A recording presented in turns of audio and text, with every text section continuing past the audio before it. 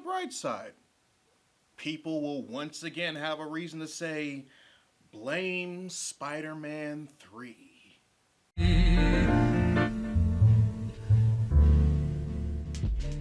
Readers, it looks like everything's coming up all state for Doctor Strange in the Multiverse of Madness. Sam Raimi is officially back in the Marvel movie director's chair and is taking over directorial duties from Scott Derrickson, who is producing.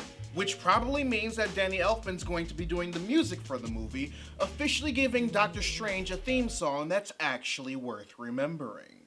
As I've stated in my video about the topic back when he was first originally being courted, I'm of course still worried that, considering the creative differences that caused Derrickson to step down, that Sam Raimi will once again end up in another creative vice script similar to the one that Avi Arad had him in for Spider-Man 3, and the one he would have been under if he stayed on board to direct Spider-Man 4. But, considering that Arad's current influence in the MCU is through the solo Spidey films over at Sony, and that Kevin Feige was able to beat both Arad and his buddy Ike Perlmutter as far as having the most say in what's going on in Marvel as a whole, I feel a bit more confident that Marvel Studios is going to do right by Raimi. You know, unless Disney tells Feige to execute Order 66 on his ass if it gets too Evil Dead-y. Now, there's already been some shakeups with the release dates of Phase 4 because of 2020's current health and safety crisis. As I covered in my video about how I think Phases 4 and 5 should just merge together because of the current situation, pretty much every movie slated for Phase 4 of the MCU has shifted down one date, starting with 2020's Black Widow and ending with Thor: Love and Thunder being next door neighbors with the 2022 sequel to Black Panther. Each movie in question took the release date originally given to the Marvel Studios movie that's supposed to come out after it, which meant that Doctor Strange in the Multiverse of Madness would be given Thor: Love and Thunder's original release date of November 5th, 2021, while it was rescheduled to be released February 18th of 2022. Now, considering that Sam Raimi was close to signing on to Doctor Strange at the time, seeing this shift in the release dates kind of put a lot of people, me included, at ease, considering the start of production was quickly approaching back when the movie had its original release date. But now, things have changed. Again! Because the now directed by Sam Raimi Phase 4 Marvel Studios film, Doctor Strange in the Multiverse of Madness, has been delayed by an extra 4 months. It'll be joining Thor: Love and Thunder, Black Panther 2, and Captain Marvel 2 in 2022, on the previously unannounced date of March 25th. Now, I know what you're thinking, but Laurent, what does this have anything to do with what you said in the opening of this video? Ah! I'm glad you asked. The reason why Doctor Strange in the Multiverse of Madness was delayed this time around has everything to do with what I said in the opening of this video. The extended delay of Sam Raimi's Doctor Strange in the Multiverse of Madness is all thanks to Spider-Man 3. More specifically, the third Spider-Man movie that takes place in the MCU following the events of Far From Home. Listen, just because I'm no advocate of dad puns doesn't mean I'm immediately resisting the use of wordplay when I have the opportunity. You get over yourselves. You see, for the longest, Sony never announced whether or not the follow-up to Far From Home would also be delayed. It kept its original date for the longest time since the initial announcement of Marvel Studios' game of release date dominoes.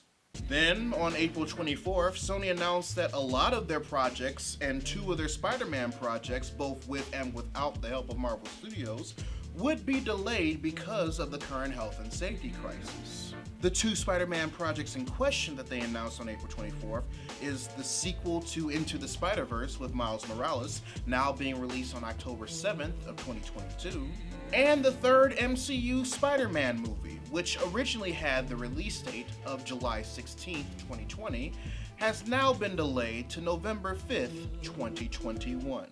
Gee, I wonder why that date sounds so familiar. Hey, wait a second! Now, normally this wouldn't be such a huge deal. Marvel Studios has released their own movies the same month and or day as other studios with the film rights to Marvel characters plenty of times before, and have still come out on top.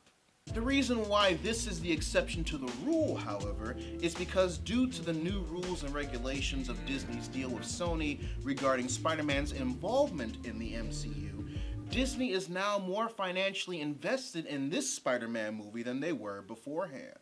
Disney is going to get 25% of the profits generated by this up-and-coming Spider-Man movie, according to the new deal the studios agreed to in order to keep Spidey in the MCU for a bit longer. But also, according to said new deal, Disney has to provide 25% of the film's budget in order to make that happen. And despite the movie being co-produced and consulted by Marvel Studios, it's still a Sony film at the end of the day, and they have the final say on when it'll be distributed. Not Marvel Studios, not Disney, Sony. So in order to maximize the movie's potential to make them as much as possible, Disney had no choice but to have Marvel Studios do possibly one last release date delay. And that involved moving the release date of Thor: Love and Thunder up 1 week, and pushing Doctor Strange in the Multiverse of Madness to March 25th, 2022.